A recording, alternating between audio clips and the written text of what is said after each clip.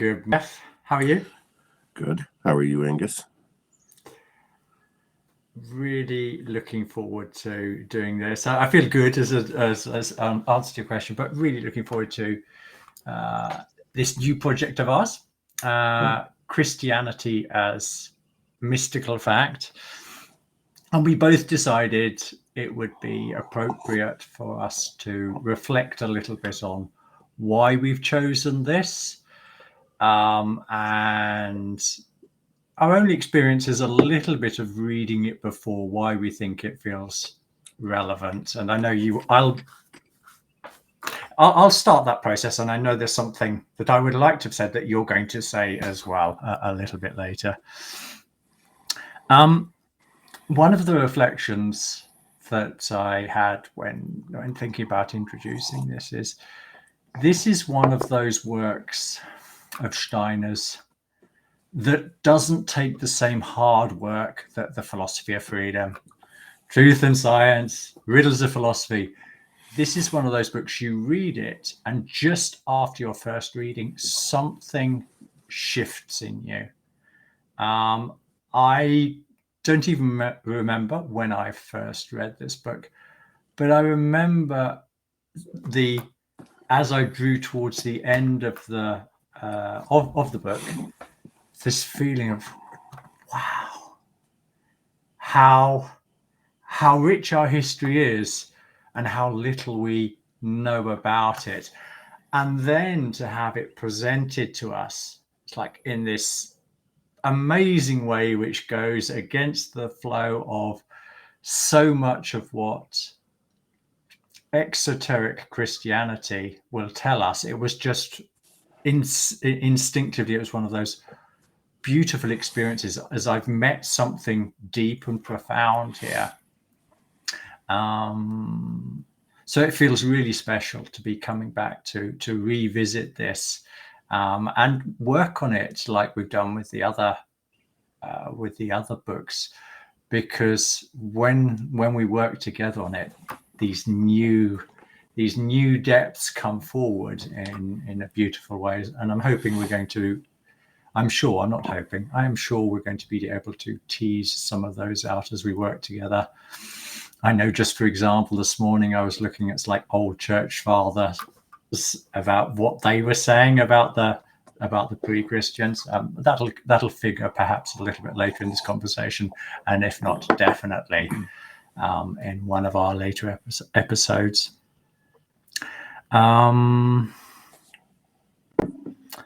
Yeah. And so the more accessible and this uniting of,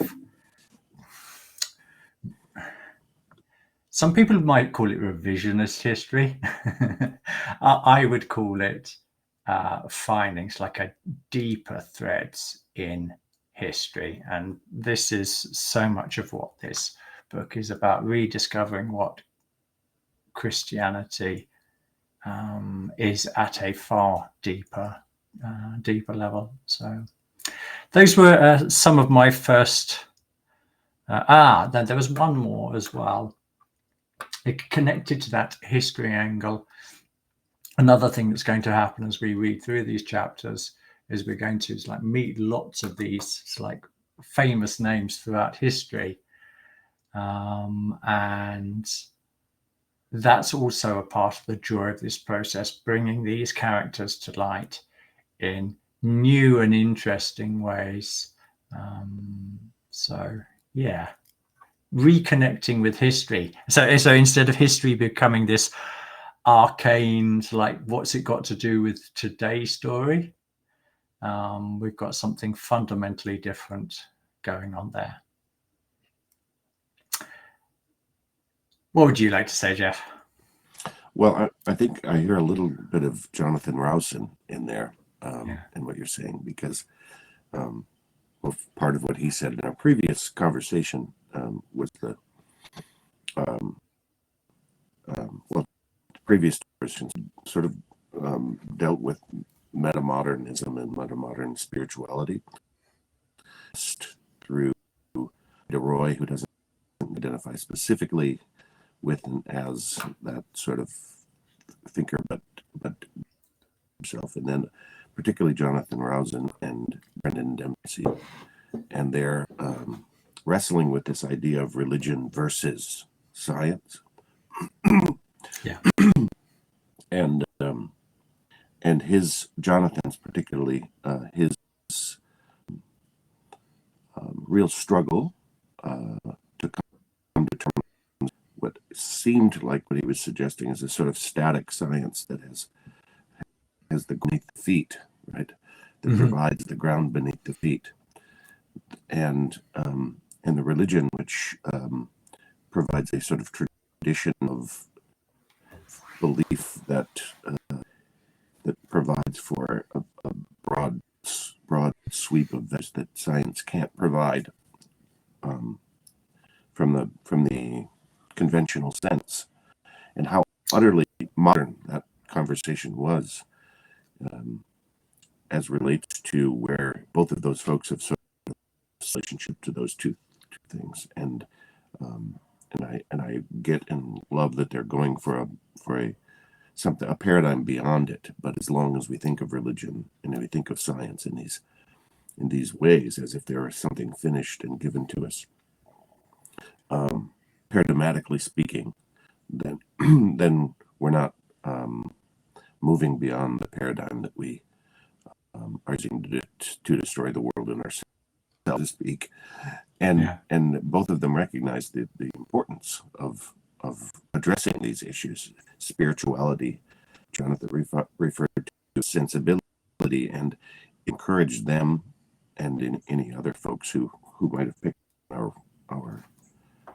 conversation and what we were trying to get at, to this very readable book changes your sensibility. It picks you up out of the convention as relates to the religious side of things, and scientific, because he really starts off with dealing with the importance of a scientific approach to the mysteries, say, just to shorthand the terminology, and sort of picks you up out of that. The work itself is a beautifully written work too. These introductory and first chapters are to have a sort of broad sweep to them in their sort of almost humble yet epic nature, say, and so that's what we're moving into out of these conversations with with the meta-modern folks and their attempt to harness a spirituality, say. And what I'm impressed by in these first two chapters is the importance of marrying science and religion and art, for that matter, as we've talked about. And just one last thing, as a sort of an example. This is a book. When I mentioned we were going to do it, my wife jumped, because as a raised in a Christian, somewhat fundamentalist Christian, Northern Florida family, this in a way saved the Christian notion for her, this work, when she read it. So it has that kind of potential impact to provide a orientation and sensibility that then allows for the union of knowledge and as a spiritual act, say, knowledge and spirituality as a spiritual act.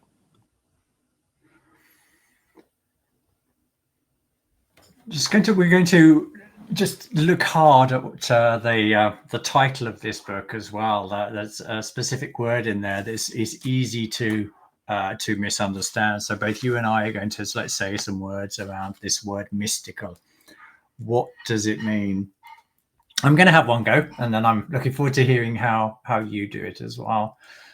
I've just been digging into GA 150. And I'm particularly fascinated by magnetism at the moment, And in one of the lectures, lecture 7, though, which hasn't been translated to English actually yet, I found out this morning, he's talking a lot about magnetism and electricity.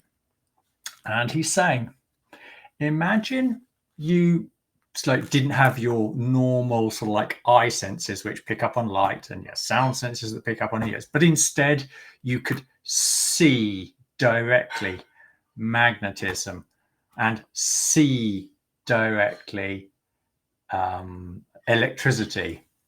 And he's like, he's like gives like this picture of, so like you see like lines of light and holes of darkness and this type of thing.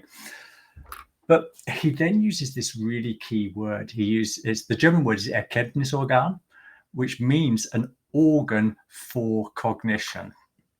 And it really, really strikes home here, this idea that when we think about it, when we think about the life and world, we are using the organ of the eye and applying or using thinking, using the activity of thinking in combination with the inputs from that organ, we become more cognizant about the world. And the same for the ears and so on and so on.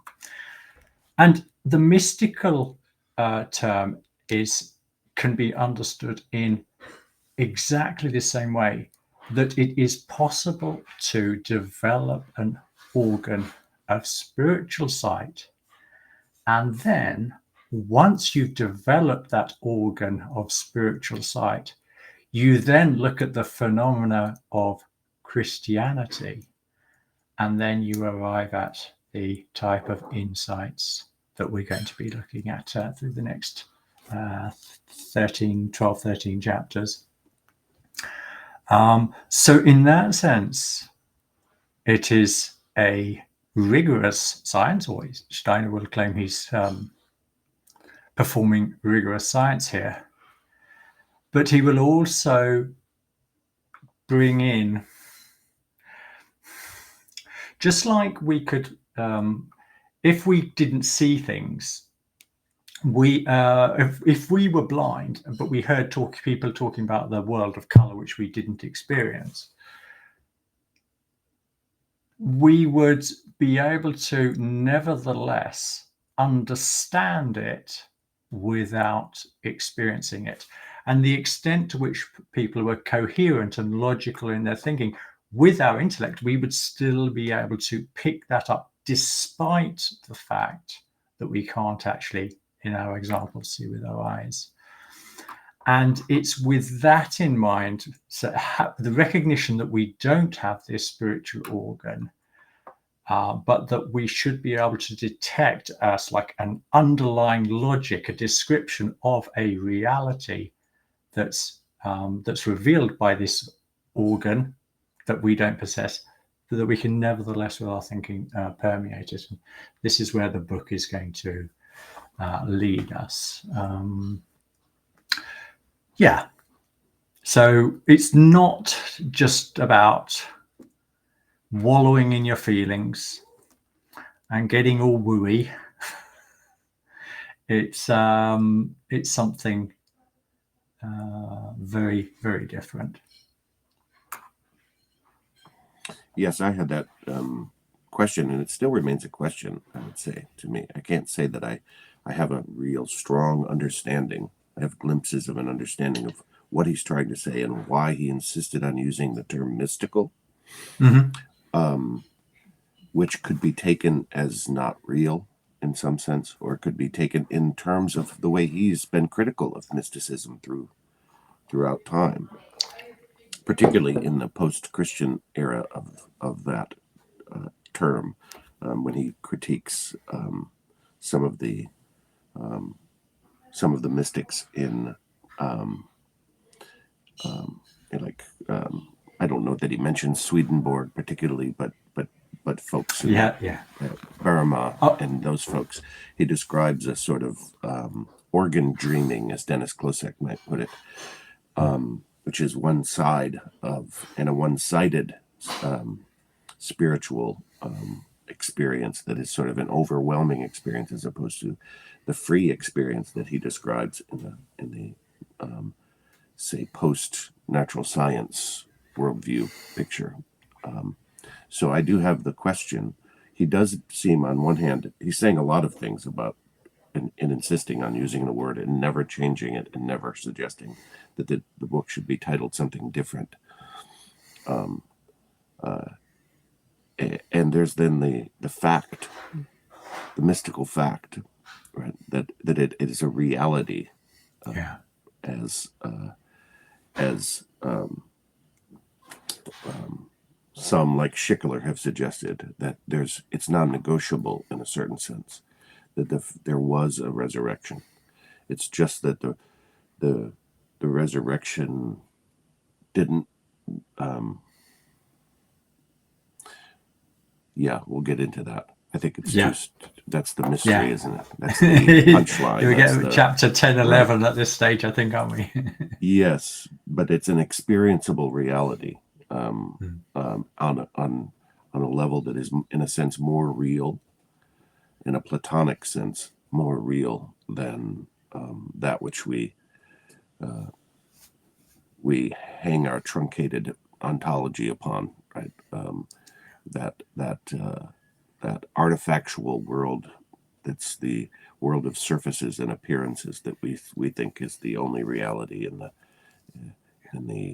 the thing in and of itself, Kantian picture of the world.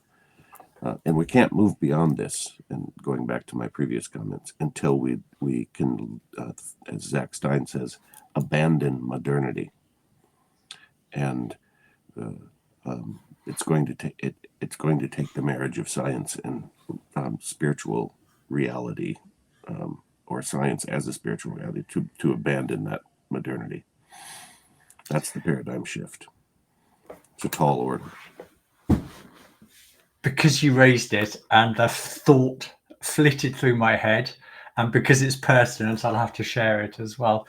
When you were thinking about fact, I was thinking, okay, let's try and come up with like a really concrete example of how fact might be meant. So we've got this saying, it's like the emperor is naked, and we all understand like its metaphorical significance.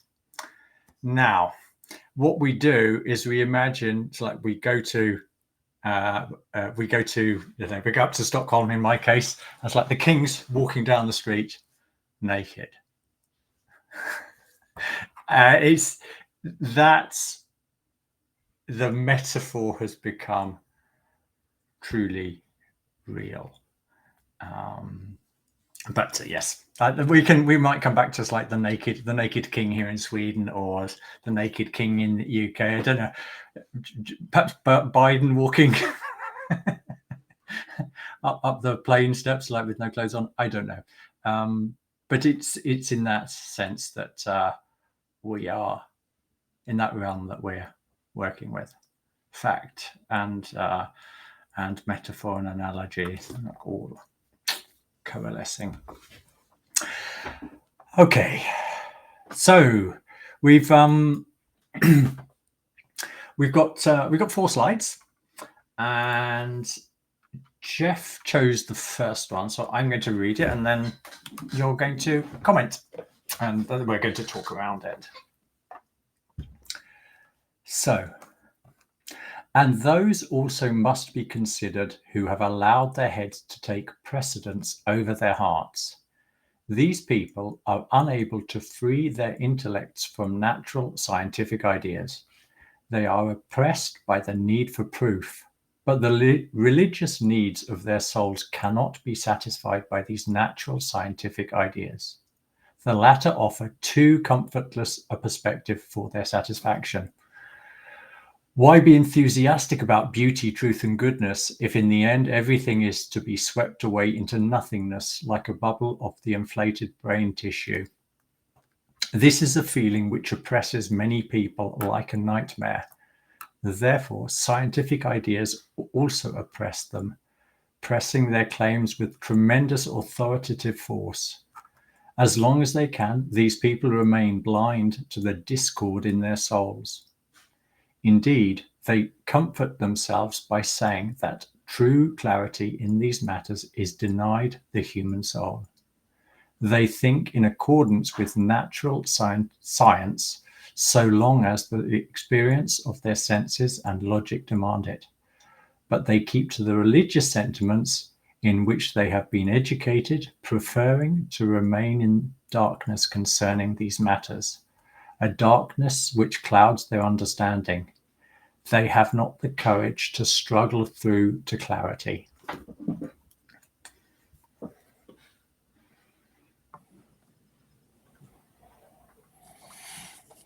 Yeah, sit with that for a hot minute, right?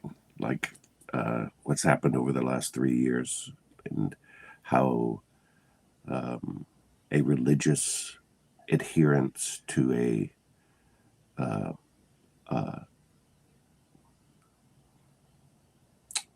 scientific narrative, let's just say, without critiquing the quality of the science, the narrowness of perspective, even if you buy the scientific product that was being sold, say, and I mean that in the broadest sense, not just the pharmaceuticals, but the narrative of cell biology and germs and the whole thing. Even if you buy all of that, the narrowness of perspective that was the response in our culture that allowed for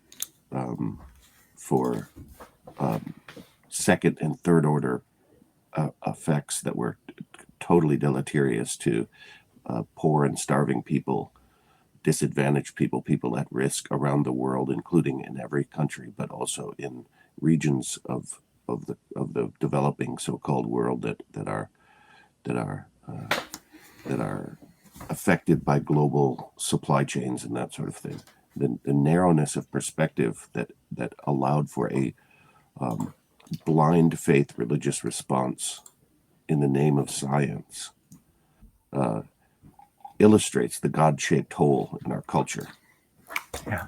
Right, the stoma diem in our culture. And I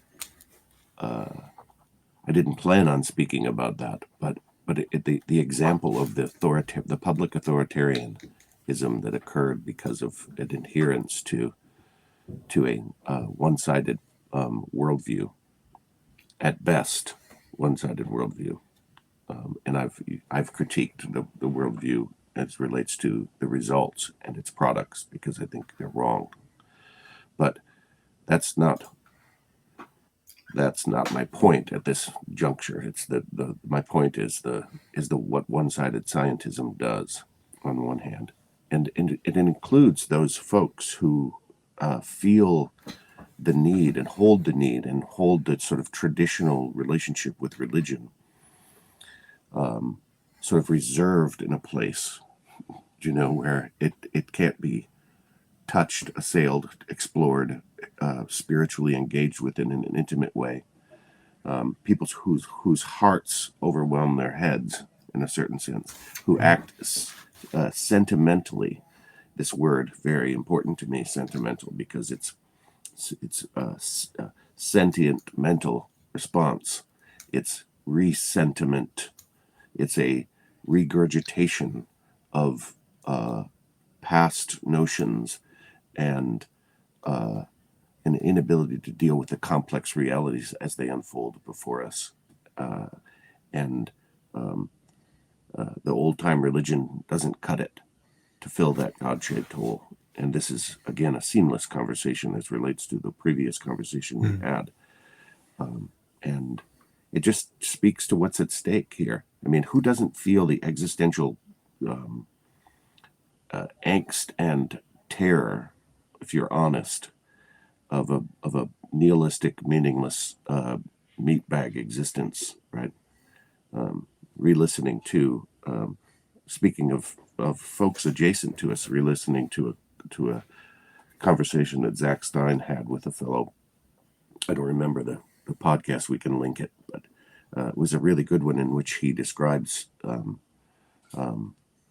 what you were describing earlier in relationship to, say, magnetism, where he's describing these fundamental realities in the nature of existence that are of likely a qualitative nature that we can become intimate with. And this is what's at stake. And this is why this particular work is so important to me.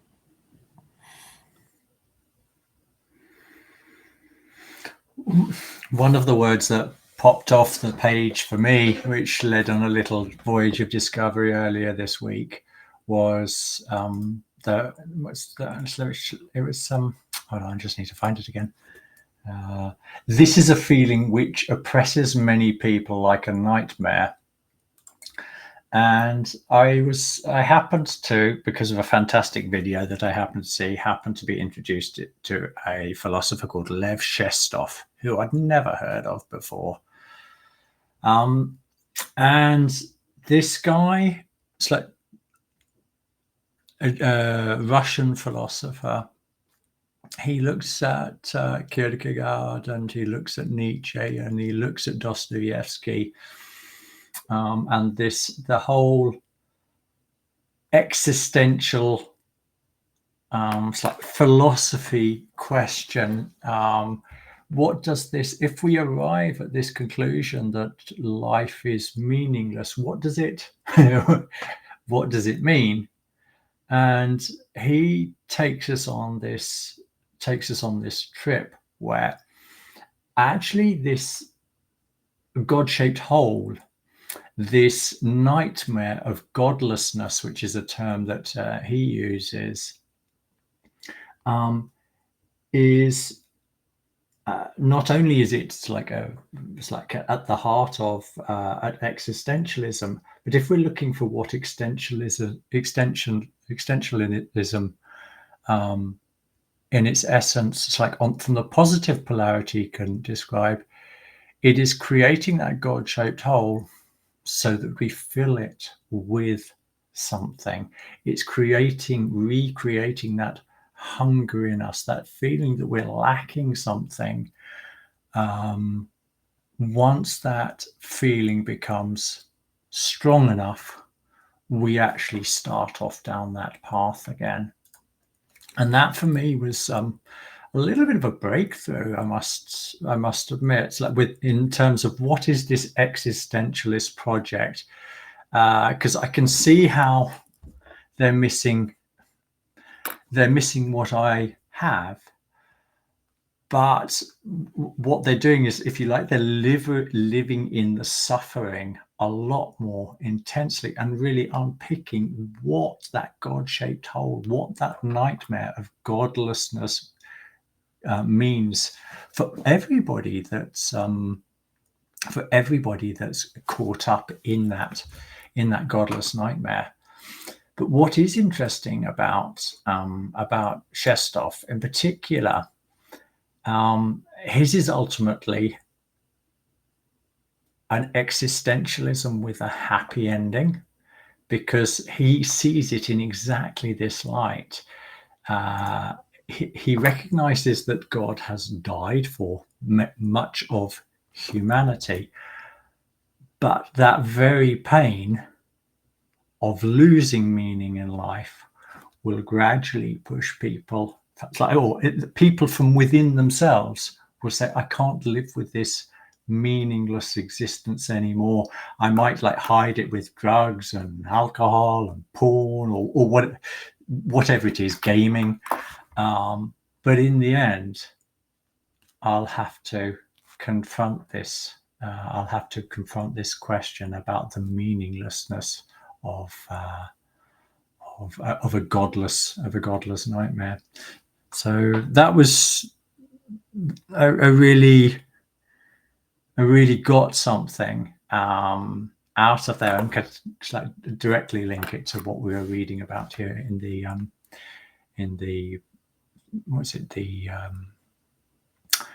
the forward to this actual book, which is what we've just read from there. Yeah, I love that. And it's not just here's the thing I really want to say that I'm having a hard time finding the words for since we began this conversation, is something like, it's not even that the sort of desperation that results from this nightmarish point of view results in a need to get the old timey religion back, or to hang your hat on a coarse empiricism as a sense of certainty that that can be given to you by a ever increasing fragmented group of specialists within a technocratic system called scientism. It's not even that. It's that whole is necessary because it's the organ forming that's occurring. Yes. And all organ forming has got to be painful to some extent, right? And listening, working with, I would say, Dennis Klosek's etheric heart lectures, he goes deeply into embryology, and this is where the term stomadeum comes from, the God-shaped hole. It is that which becomes, in a certain sense, embryologically, it's that which is the opening through which the heart enters from the periphery in an embryological moment in fetal development, in embryological development. And in this, he uses this phrase, which is that the formative forces that are working to form the organs,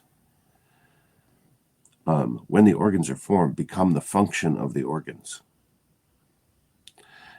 And when they become the function of the organs, they become the consciousness of the organs. All the way back to this erkenness. Yeah. Yes, we're talking about the God-shaped whole becoming a formative reality that needed to occur out of the traditional religious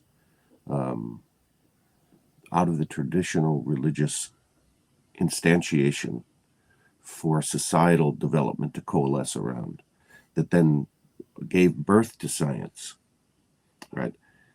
People forget this, I think, that science is a product of the spiritual life of humanity. That's not an adjunct that was meant to replace it as a better exaption of a physical organ or some such nonsense. It's a metamorphosis, but it's also a nested reality, and it emerges out of the religious spiritual life in order to bring a new element of the spiritual reality into existence on one hand, and also into a organ of freedom on the other, say, or a move toward freedom on the other. And so this whole becomes now this new opportunity for an organ that is now functioning as an organ, I would say. By this point, the post-existentialist reality is this organ is functioning now for humanity. And we all have it. And it's part of the evolutionary process, but it's not part of the Darwinian linear evolutionary process. And it's both of those things. Yeah, exactly. But it can't be reduced to that physicality, right? Because it's consciousness. I'll stop there because I think this is very exciting. I'm so glad you brought in the existentialists, because they were a moment that was an expression of that which was to come, and it's here where the good news is. As we were reading Philosophy of Freedom in Matt and Ashton's group, it was like, wow, at a certain point in that book, you're like, hey, people, we got the good news. And it's an epistemologically based good news, right? Love that picture. That is really something special. I'm going to have to take that to bed tonight and sleep on that one. Tertullian is like flying through my mind as you mention those words. If he comes up in a later chapter, which he might well do, then we'll come back to him. I want to really hone in on this organ forming, seeing as you've elaborated a bit more.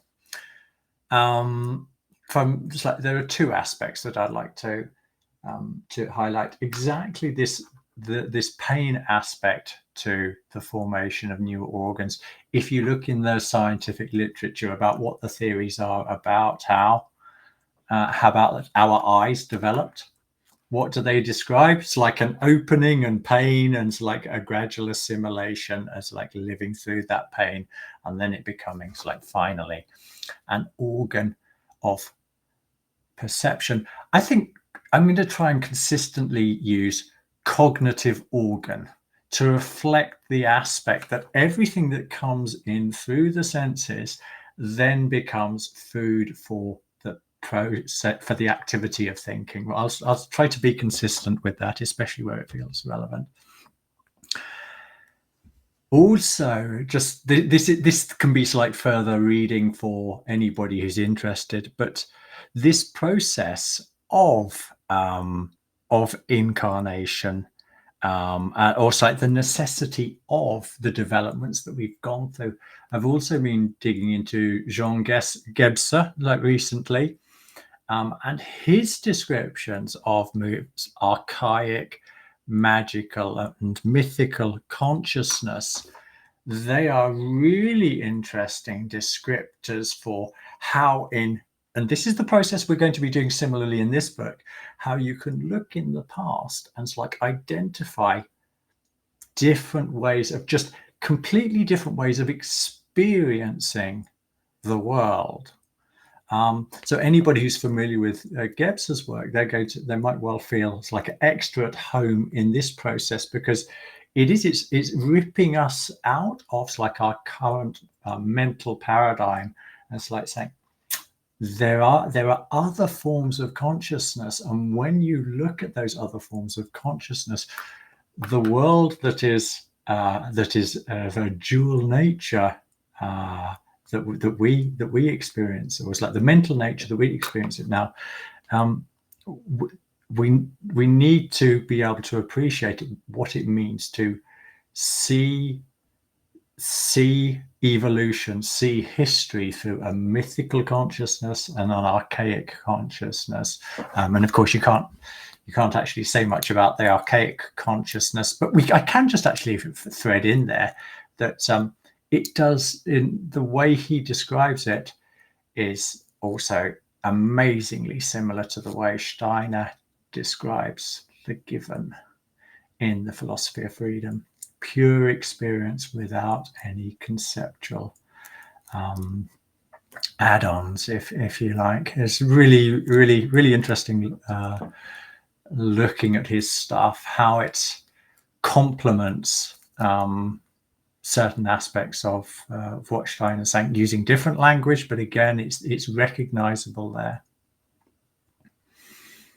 I'd like to try to describe what those formative forces are, and so maybe get to a glimpse of why we're talking about Christianity as a mystical fact, why we're bringing Christ into the room as a entity that exists in reality. Yeah. A reality that lives, that borders our own consciousness, right? And we can all, if we start to think in terms of evolution of consciousness or states of consciousness, say you're John Vervaeke and you don't believe that evolution can involve an evolution of consciousness, say, but you do recognize that there are exceptional states. So say that.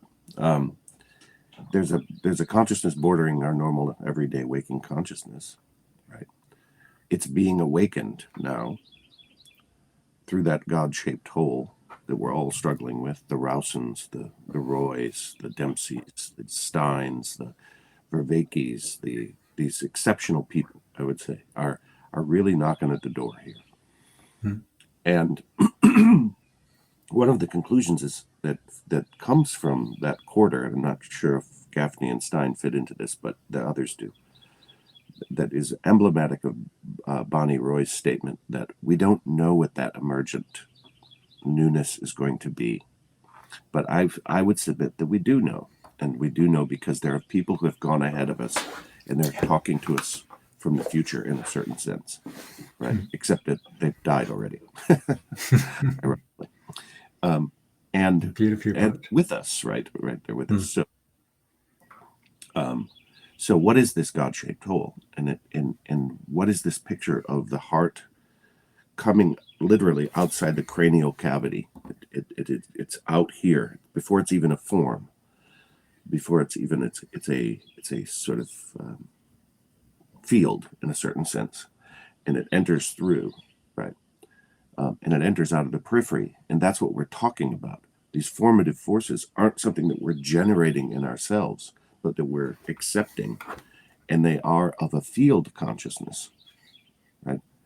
That's what's knocking at the door on one side. The other thing that is going on is that there are impulses in the will of each of us that are spiritual bodies that we will fully inhabit in our soul life, that are not yet here, but have been inhabited by, to some degree, by the pioneers that we're talking about.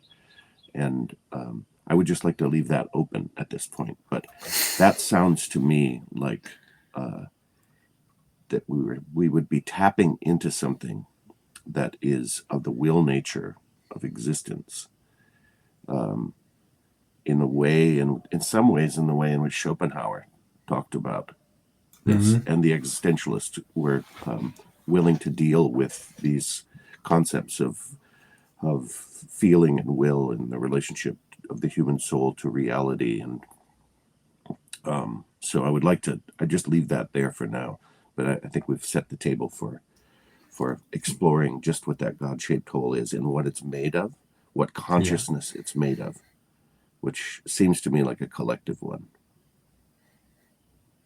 Beautifully put. Really. Thank you, Jeff, for that. Do you want to read the second bit that we've chosen? Yes. Angus picked this one, and I have not pre-read it, so here we go. The uninitiated attribute immortality only to something which is subject to the laws of growth and decay. The mystics did not desire to gain the mere conviction that the kernel of life is immortal. In their view, such a conviction would be worthless. This is because they believe the non-mystic simply does not have the eternal living within him. If he were to speak of the eternal, he would speak of nothing. The mystics seek the eternal itself. They must first awaken the eternal within themselves. Then they can speak of it. Therefore, Plato's severe saying has full reality for them. Whoever is not initiated is submerged in the mire, and he alone enters eternity who has experienced mystical life. Only in this way can the words in the fragment from Sophocles be understood. Quote, since thrice fortunate are those among mortals who have seen these rites before going to Hades, for they alone have life there, while others have every kind of misery, unquote.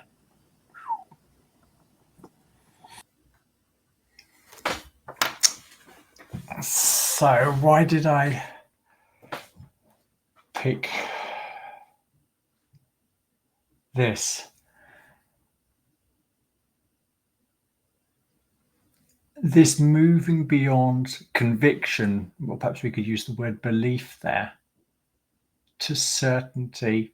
This is one of the striking things that if we look through history, we find these people that the early Christians, I mean, and in the Old Testament as well. I mean, we don't have to restrict this to Christianity. This is a world phenomena. You look at the ancient Indian texts, you look at the Upanishads, the Bhagavad Gita, what's going on there. All of these claim to be, and I do believe they are, these are experiences that people have had of discovering what is beyond what we commonly call life. In our scientific materialistic culture, the idea that there's anything beyond death is absurd. So when Sophocles wrote what he wrote there, or when Plato wrote what he wrote, and all of these other people, our literal literature history, our literature estate is full of people who have tried to convey what it means to find certainty of the existence of something eternal living within themselves. And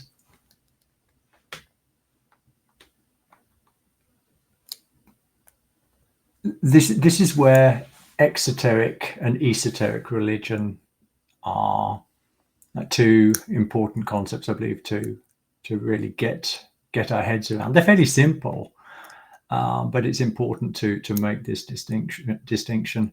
Any exoteric religion, it doesn't matter where in the world you are, it's a religion for the masses, people who want a conviction. They want a belief that there is something after death.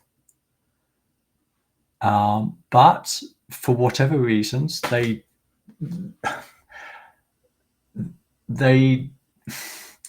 prepared to live off of other people's authority to maintain that belief or to maintain that conviction.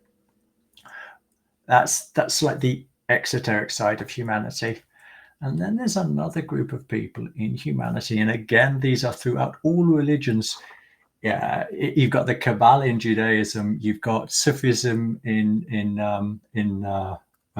Islam, you've got various streams in Christianity, you've got all the different streams in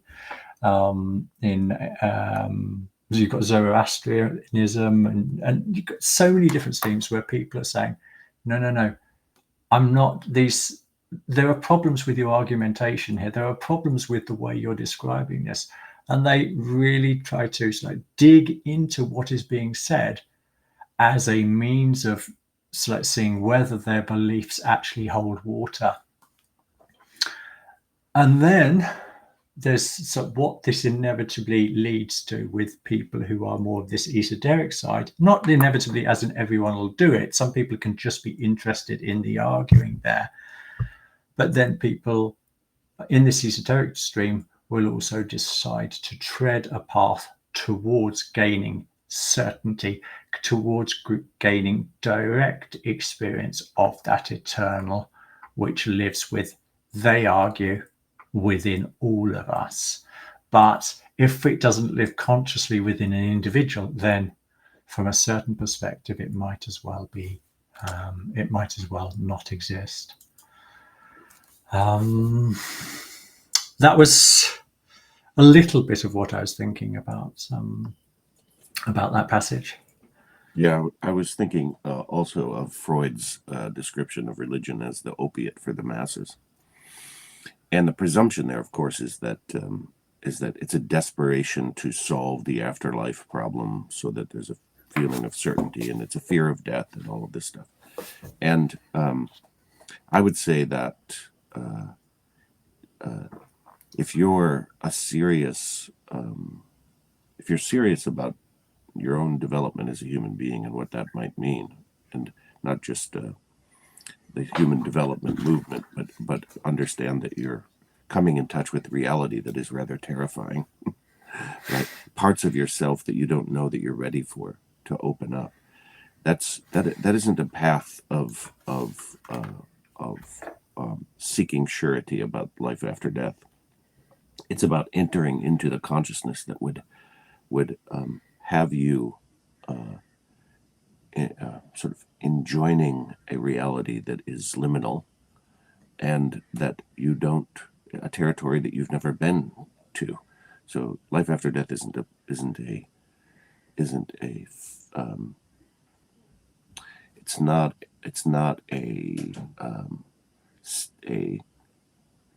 intellectual place, and it's also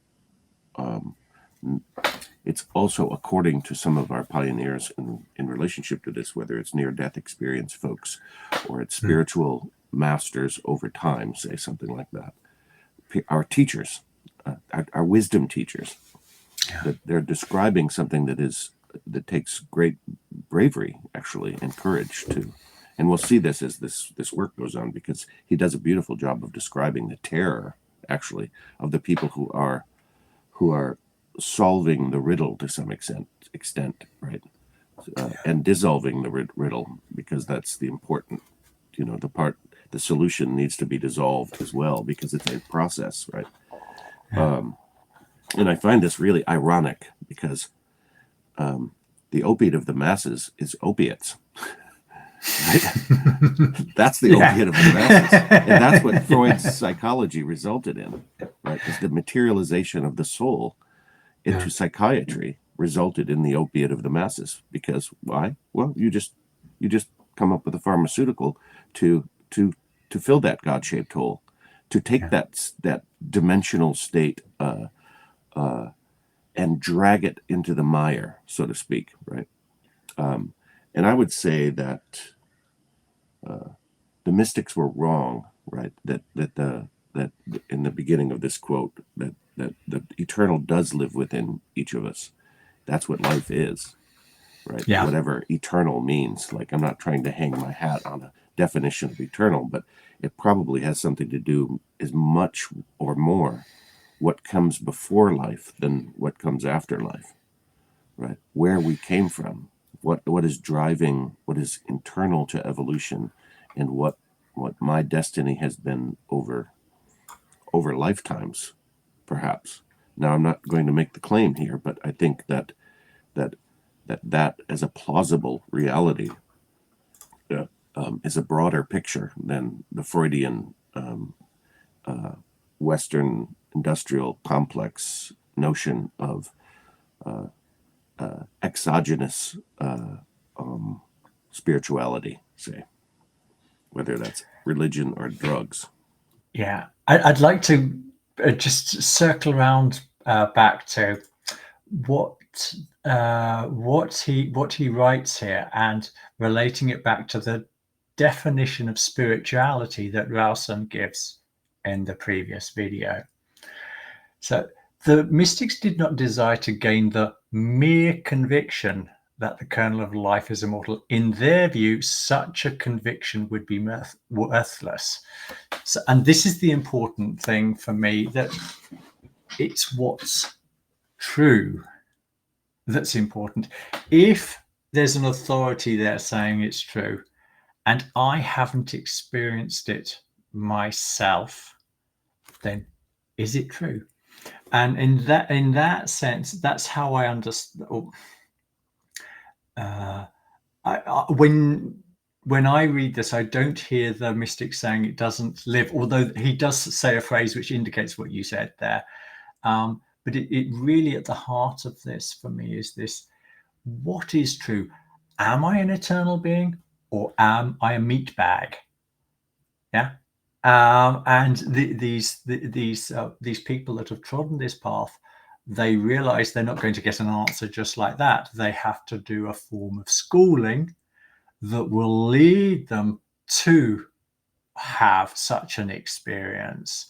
And I think it's this conviction or belief is key. This is what these mystics were trying to move beyond.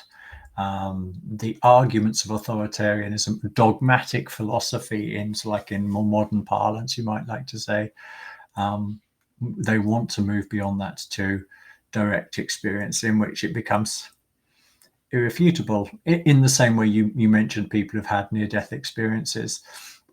Those people who've had those experiences, they are like somewhere between 95 and 98% certain of their immortality afterwards. I mean, there are a few, I was going to say die hard. I don't know if that's the right metaphor anymore, but there are a few insistent atheists in there, but they'll say it's just a brain fart and chemical reactions, an overexcited whatever gland.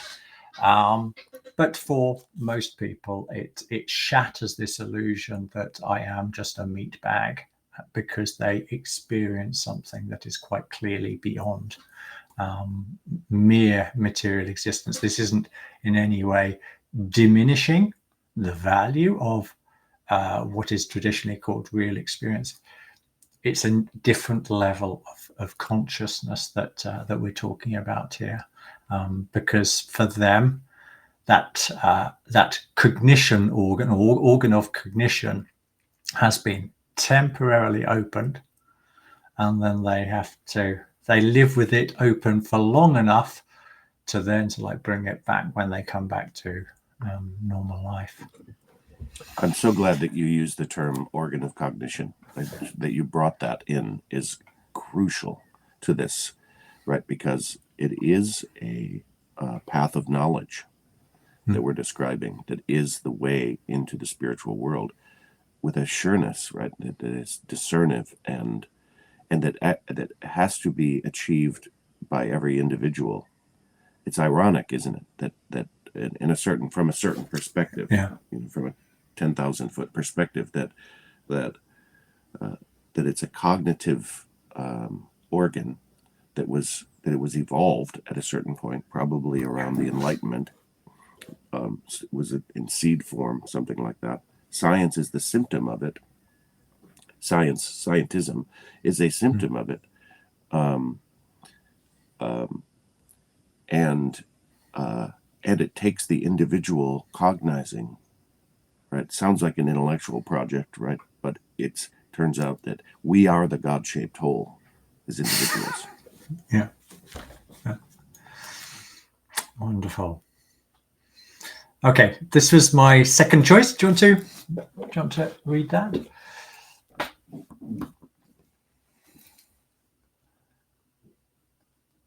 Are you on mute there again, Jeff?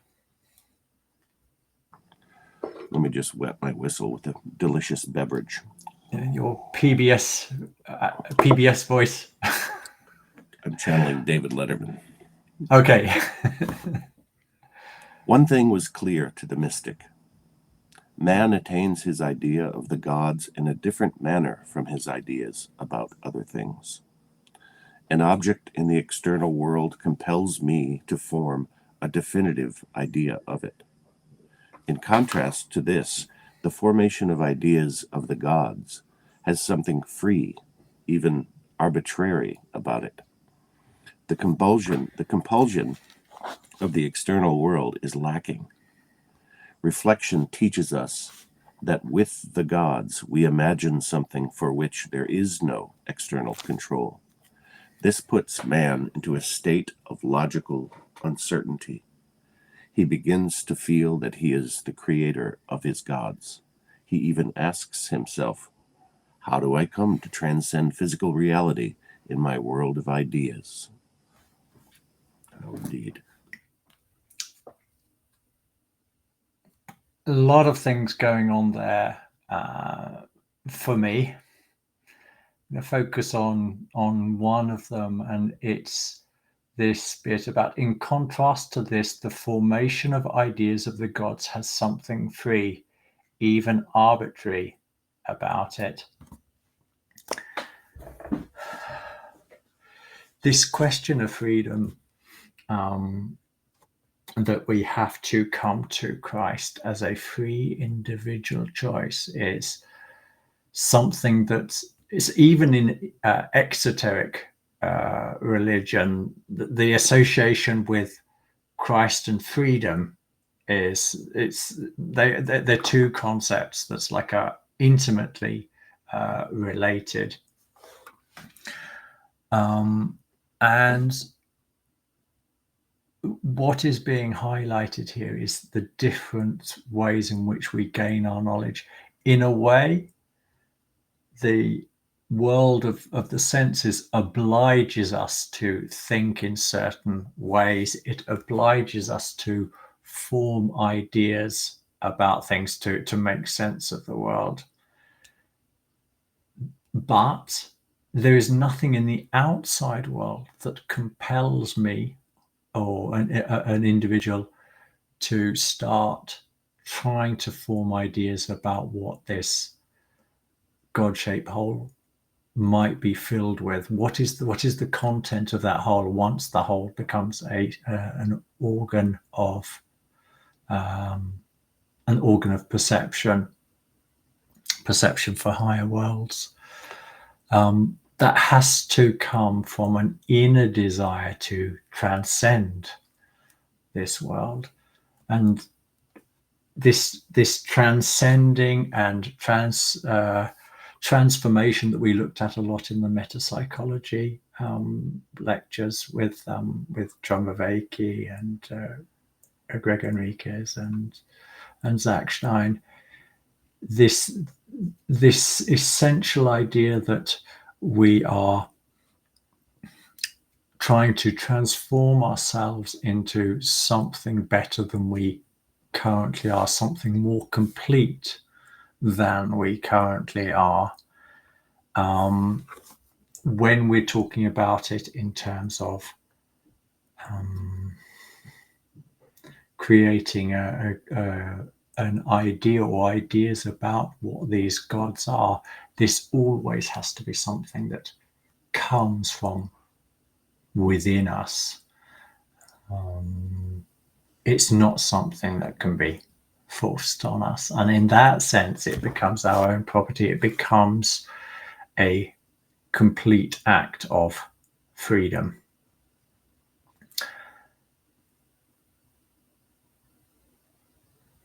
And then the rest of the passage obviously goes into the doubts that can arise from this creative process that happens within us. Yeah. Don't know. What about yourself? What do you read when you read this? Well, I read the importance of uncertainty for one thing. That it is a state of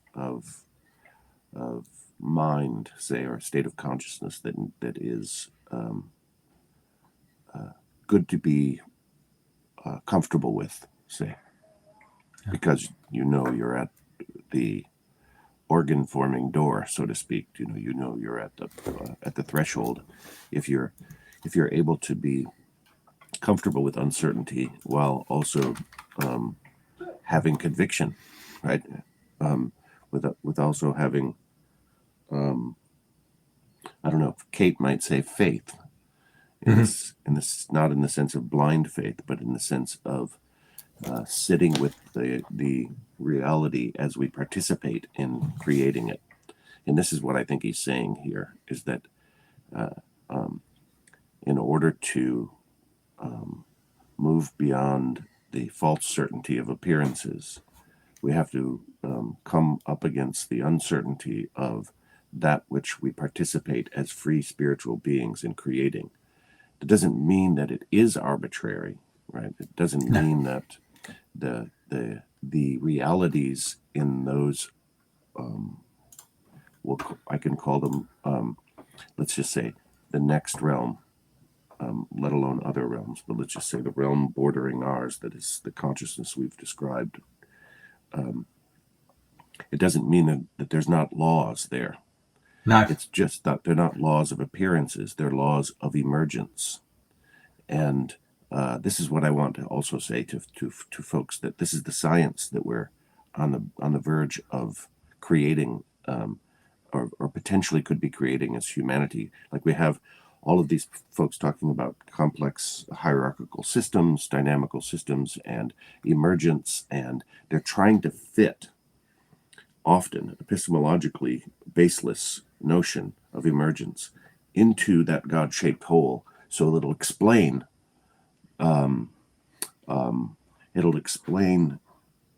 the reality that borders the reality that we live in with our everyday waking consciousness. But it's a concept often used that actually occludes the possibility of entering the state of consciousness it takes to participate in the emergence. And we're only going to get that when we become participants rather than subject-object dualists, even though we say we're not, ultimately dualists, that we're working with dialectic and polarities, but if there's not a mediating self that is of the nature of that which it's becoming, say, then there's no there are no conceptual frameworks that are going to allow for it. It even, as I mentioned, it even can be, it even can provide the conviction of that quote that disallows the eternal to live within you, so to speak. You know what I mean? Sort of, it's a devolutionary move at this point to accept such concrete, absolute certainty. And this plays into, I think it's worth mentioning in that context, is what you might call the calm of materialism, or the function of materialism. So there is this idea that's developed elsewhere in anthroposophy that basically the spiritual worlds became non-accessible to humanity in around about 1250. And this brought about like a new impulse as people they recognize the loss of what they'd had, and then you have all of these mystics appearing, mystics in a more traditional sense, appearing in the late Middle Ages there, and really having this huge impact eventually on the scientific endeavor as people try to transfer that. These amazing insights that people have received into the world is understandable. Let's go out and understand it. But it's one of the images that's passing through the eye of the needle, in the sense that's like we have to go through this birth canal, or it's like this painful process of being without, to recognize what it is we're missing, so that we then actively look to regain what we've lost, but not in exactly the same time, but now as individual beings. It's like with individual as opposed to a group consciousness, with a totally different consciousness compared to what was alive in the Greeks that we'll be looking at here in the next few chapters. We're trying to reachieve that consciousness in a certain way, but as free individual human beings, out of an impulse that has grown from within the individual, rather than it being culturally imposed on us. Yeah, meta-atavistic consciousness.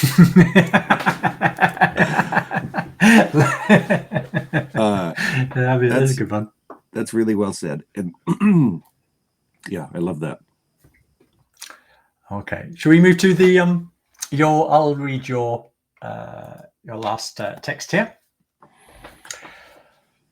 So, out of the marriage of the soul with nature, a divinity will be born.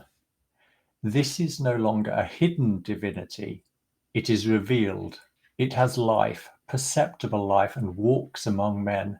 It is the released spirit in man, the offspring of the spellbound divinity. It is not the great God who was, is, and will be, but it can be taken as his revelation in a certain sense. The Father rests in concealment. The Son is born to man out of his own soul. Thus, mystic cognition is a real event in the cosmic process. It is the birth of an offspring of God. It is an event as real as any other natural event, only on a higher level. This is the great secret of the mystic, that he himself creatively releases his divine offspring, but he also prepares himself beforehand to acknowledge this divine offspring created by himself. The non-mystic lacks the experience of the father of this offspring, for this father slumbers under a spell. The offspring appears to be virginally born. The soul appears to have borne him without fructification. All its other offspring are conceived by the material world. In their case, the Father can be seen and touched. He has material life. The divine offspring alone is conceived of the eternal hidden Father. God himself. That was a cracker you chose there, Jeff. Damn. Yeah. I mean, this is we could unpack that one for hours and hours and hours and hours. Wow. Yeah. In the previous slide, I was going to say that that you mentioned collective consciousness emerging out of individual consciousness in a certain sense, and that's a individual move, sort of inverting, in a certain sense, into the reality, inverting itself into the reality. And only through the eye of the needle is that possible, the deepest, holiest of holies personal experiences. And we are with one of the things that I find extraordinarily fructifying about Rudolf Steiner's work as an initiate who went ahead of us and provided multiple glimpses into where we're heading, is that the notion of symptomology in history, and this idea that we're spellbound, that it's the prick of technology, the prick of materialism, has poisoned our cognitive state, so that we are asleep to reality, right? And that it's the father that we entombed there, so to speak, the divine masculine. We ourselves talk about the importance of the divine feminine, and nobody's talking about the divine masculine. And this is not gender studies, folks. This is not why I'm bringing this up. This is absolutely nothing to do with identity. It has to do with the evolutionary realities associated with becoming more and more human, which are symptomatically being described as identities or groupthink, as opposed to individuation beyond gender and collective consciousness beyond the opacity and resentment associated with groupthink. That it's possible to see these things as symptomatic of the possibility of what's at our doorstep if we just open we just open that door, right? We've built a mansion. We're living in an empty house. We, as the U2 song goes, I left through the back door, right? I left through my own volition, out of the crumbling architecture that Nietzsche helped kick. Nietzsche helped us to disassemble, so to speak, and the deconstructionists wallowed in the Nietzschean splendor in their full resentment, as opposed to actually taking up Nietzsche's bed and walking. And this is what Rudolf Steiner did, and he describes it beautifully in his work, Friedrich Nietzsche, Martyr for Freedom. And here we are in an existential moment where the divine within us can give birth to the Son of Man, right? And it's with the holy matrimony, the sort of alchemical wedding, that this is available for us.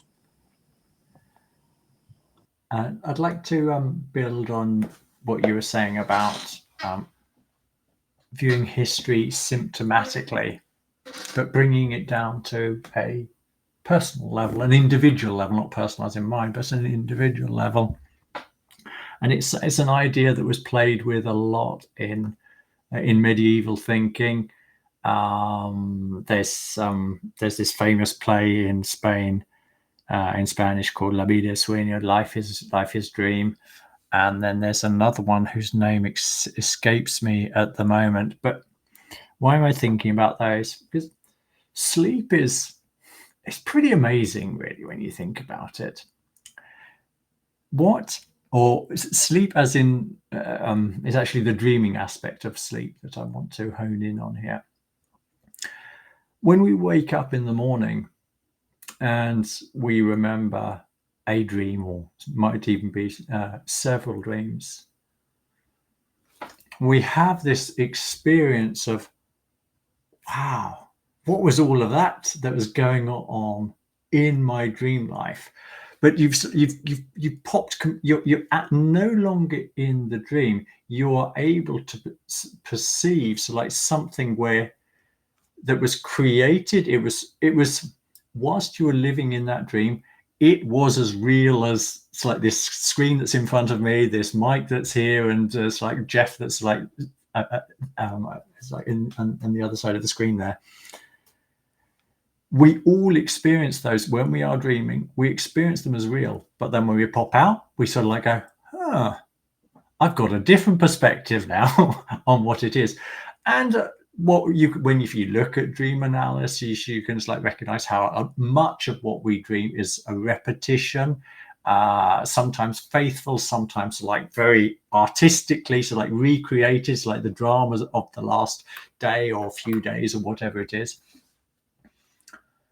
And sometimes it more. Sometimes it might even be as like an indication of something that's going on at a deeper soul level, or might even be like something that's precognition. All of these are sort of have been like amply described by Jung. But what's important here to focus in on from the symptomology aspect that you were talking to, Jeff, there is this coming out of the dream and into waking consciousness. What these mystics or these initiates are trying to achieve is to wake up out of life in the same way. That's sort of like, aha, that's what life is. It's gaining a completely new perspective on what life is, and this requires spiritual training, and this is part of what's also been described in this chapter to a limited degree, like how this is a process. You prepare yourself for it. It also requires art, right? So the mystical state, as described by Steiner elsewhere, is organ dreaming, essentially. And then working again with Klocek's work as a spiritual practice, there are two things that I'm pulling out of this right now. One is that art is the sort of does the work in conscious life that dreaming does in the sleep life. That is to metabolize experience. Well, what does that? And on the other hand, what does that mean? It means if there is a bordering consciousness, perhaps there are levels of bordering consciousness that we exist in all the time, that we are marinated in, so to speak, and that these are making impressions on us more and more cognitively, more and more aware are we of these.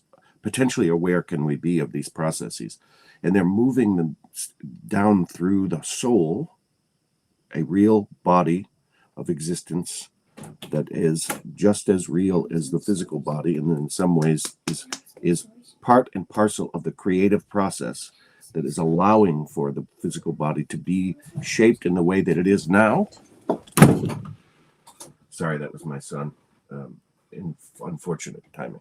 So in any case, that this formative process is becoming the organs that will be the consciousness later, which speaks now to the Christ event. But it's also that which is reflecting back up as dreams, and that when we're working with artistic device, we're creating not device, but when we're working artistically, we're creating something, and it doesn't really matter what it is in a certain respect. Now, cognitively, it matters what it is because we're creating a conceptual, we're we're working on a conceptual organ, a cognitive organ, but from a purely painterly musical sense, we're participating in the the creating of something and then the dissolving of it away, and the creating of something and the dissolving of it away. And this is the organ of the heart. It's perceiving the organs providing something in reflection of reality, and then turning it into something that is then dissolved back into the blood, say.